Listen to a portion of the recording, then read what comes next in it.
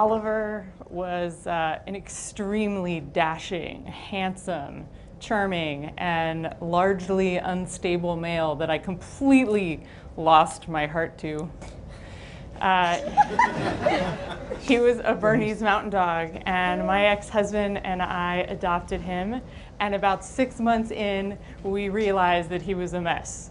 He had such paralyzing separation anxiety that we couldn't leave him alone once he jumped out of our third-floor apartment.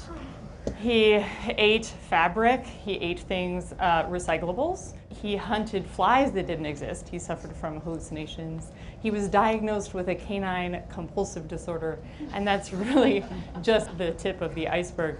But like with humans, sometimes it's 6 months in before you realize that the person that you love has some issues. And most of us do not take the person we're dating back to the bar where we met them, or give them back to the friend that introduced us, or sign them back up on Match.com.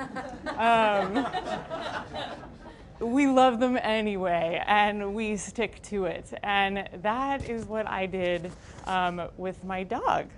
And I'd studied biology. I have a PhD in history of science from MIT. And had you asked me 10 years ago if a dog I loved, or just dogs generally, had emotions, I would have said yes, but I'm not sure that I would have told you that they can also wind up with an anxiety disorder, a Prozac prescription, and a therapist. But then I fell in love. And I realized that they can. And actually trying to help my own dog overcome his panic and his anxiety, it changed my life. It cracked open my world. And I spent the last 7 years actually looking into this topic of mental illness in other animals. Can they be mentally ill like people? And if so, what does it mean about us? And what I discovered is that I do believe they can suffer from mental illness, and actually looking and trying to identify mental illness in them often helps us be better friends to them, and also can help us better understand ourselves. So let's talk about diagnosis for a minute. Many of us think that we can't know what another animal is thinking. And that is true. But any of you in relationships, at least this is my case, just because you ask someone that you're with, or your parent, or your child, how they feel doesn't mean that they can tell you. They may not have words to explain what it is they're feeling, and they may not know. It's actually a pretty recent phenomenon that we feel that we have to talk to someone to understand their emotional distress. Before the early 20th century, physicians often diagnosed emotional distress in their patients just by observation. It also turns out that thinking about mental illness in other animals isn't actually that much of a stretch. Most mental disorders in the United States are fear and anxiety disorders. And when you think about it, fear and anxiety are actually really extremely helpful animal emotions.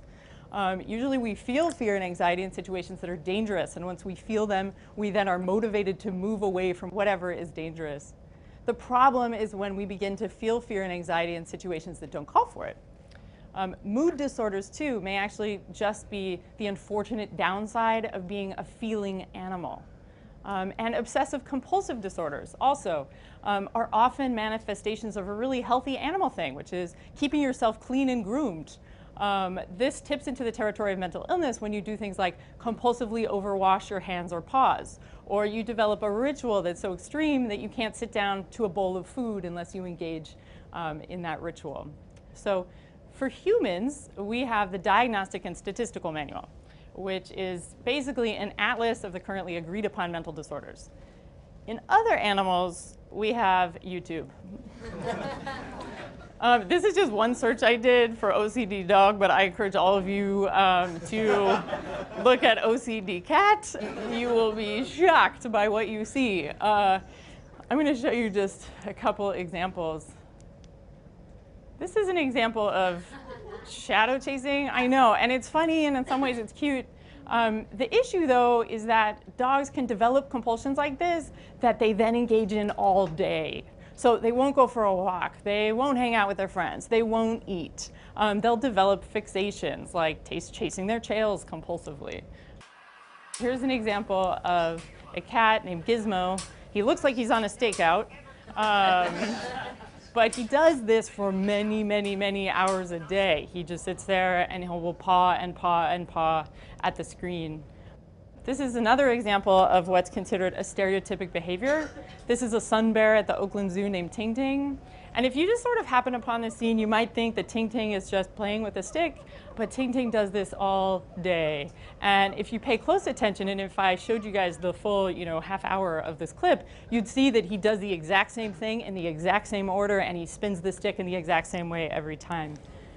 Other super common behaviors that you may see in particularly captive animals are pacing stereotypies or swaying stereotypies.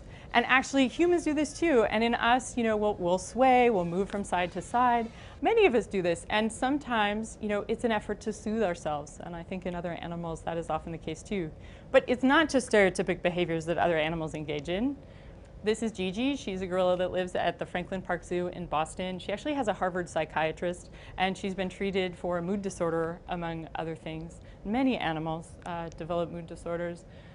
Lots of creatures, this horse is just one example, develop self-destructive behaviors. They'll gnaw on things or do other things that may also soothe them, even if they're self-destructive, which could be considered similar to the ways that some humans cut themselves. And plucking. Turns out if you have fur or feathers or skin, you can pluck yourself compulsively. And some parrots actually have been studied to better understand trichotillomania or compulsive plucking in humans, something that affects 20 million Americans right now. Lab rats pluck themselves too. In them, it's called barbering.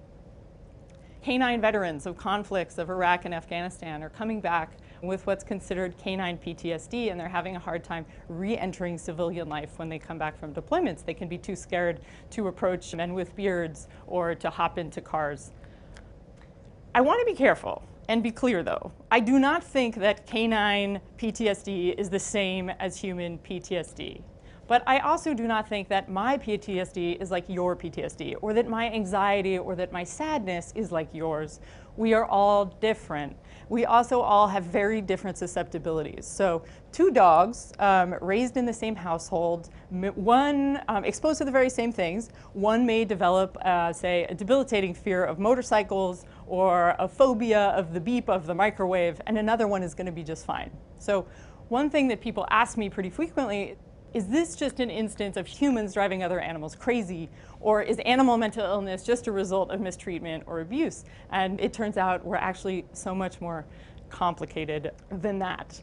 So one great thing that has happened to me is recently I published a book on this, and every day now that I open my email, or when I go to a reading, or even when I go to a cocktail party, people tell me their stories of the animals that they have met. And recently I did a reading in California, and a woman raised her hand after the talk and she said, "Dr. Braitman, I think my cat has PTSD." And I said, "Well, why? Tell me a little bit about it." So Ping is her cat. She was a rescue. And she used to live with an elderly man. And one day the man was vacuuming and he suffered a heart attack and he died. A week later, Ping was discovered in the apartment alongside the body of her owner, and the vacuum had been running the entire time. For many months, up to I think 2 years after that incident, she was so scared. She couldn't be in the house when anyone was cleaning. She was quite literally a scaredy cat. She would hide in the closet. She was unself-confident and shaky. But with the loving support of her family, a lot of time, and their patience, now 3 years later, she's actually a happy, confident cat. Another story of trauma and recovery that I came across was actually a few years ago. I was in Thailand to do some research. I met a monkey named Boon Lua. When Boon Lua was a baby, he was attacked by a pack of dogs, and they ripped off both of his legs and one arm. And Boon Lua dragged himself to a monastery where the monks took him in. They called in a veterinarian who treated his wounds. Eventually, Boon Lua wound up at an elephant facility, and the keepers really decided to take him under their wing, and they figured out what he liked, which turned out was mint Mentos and rhinoceros beetles and eggs. But they worried because he was social that he was lonely, and they didn't want to put him in with another monkey because they thought with just one arm he wouldn't be able to defend himself or even play, and so they gave him a rabbit. And Bunua was immediately a different monkey. He was extremely happy to be with this rabbit. They groomed each other. They became close friends. And then the rabbit had bunnies. And Bunua was even happier than he was before. And it had, in a way, given him a reason to wake up in the morning. And in fact, it gave him such a reason to wake up that he decided not to sleep. He became extremely protective of these bunnies. And he stopped sleeping. And he would sort of nod off while trying to take care of them. In fact, he was so protective and so affectionate with these babies that the sanctuary eventually had to take them away from him because he was so protective. He was worried that their mother might hurt them. So after they were taken away, the sanctuary staff worried that he would fall into a depression, and so to avoid that, they gave him another rabbit friend. My official opinion is that he does not look depressed. So one thing that I would really like people to feel is that you really should feel empowered to make some assumptions about the creatures that you know well. So when it comes, to your dog or your cat or maybe your one-armed monkey that you happen to know, if you think that they are traumatized or depressed, you're probably right. This is extremely anthropomorphic, or the assignation of human characteristics onto non-human animals or things. I don't think, though, that that's a problem. I don't think that we cannot anthropomorphize. It's not as if you can take your human brain out of your head and put it in a jar and then use it to think about another animal thinking. We will always be one animal wondering about the emotional experience of another animal. So then the choice becomes, how do you anthropomorphize well, or do you anthropomorphize poorly? And anthropomorphizing poorly is all too common. It may include dressing your corgis up and throwing them a wedding, or getting too close to exotic wildlife because you believe that you have a spiritual connection. There's all manner of things. Anthropomorphizing well, however, I believe is based on accepting our animal similarities with other species and using them to make assumptions that are informed about other animals' minds and experiences. And there's actually an entire industry that is in some ways based on anthropomorphizing well, and that is the psychopharmaceutical industry. 1 in 5 Americans is currently taking a psychopharmaceutical drug, from the antidepressants and anti-anxiety medications to the antipsychotics. It turns out that we owe this entire psychopharmaceutical arsenal to other animals. These drugs were tested in non-human animals first, and not just for toxicity, but for behavioral effects. The very popular antipsychotic Thorazine first relaxed rats before it relaxed people. The anti-anxiety medication Librium was given to cats selected for their meanness in the 1950s and made them into peaceable felines. And even antidepressants were first tested in rabbits. Today, however, we are not just giving these drugs to other animals as test subjects, but we're giving them these drugs as patients, both in ethical and much less ethical ways. SeaWorld gives mother orcas anti-anxiety medications when their calves are taken away. Many zoo gorillas have been given antipsychotics and anti-anxiety medications, but dogs like my own Oliver are given antidepressants and some anti-anxiety medications to keep them from jumping out of buildings or jumping into traffic. Just recently, actually, a study came out in Science that showed that even crawdads responded to anti-anxiety medication. It made them braver, less skittish, and more likely to explore their environment. It's hard to know how many animals are on these drugs, but I can tell you that the animal pharmaceutical industry is immense and growing, from $7 billion in 2011 to a projected $9.25 billion by the year 2015. Some animals are on these drugs indefinitely.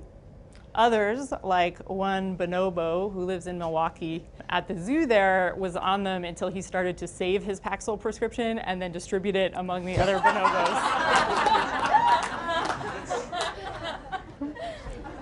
More than psychopharmaceuticals, though.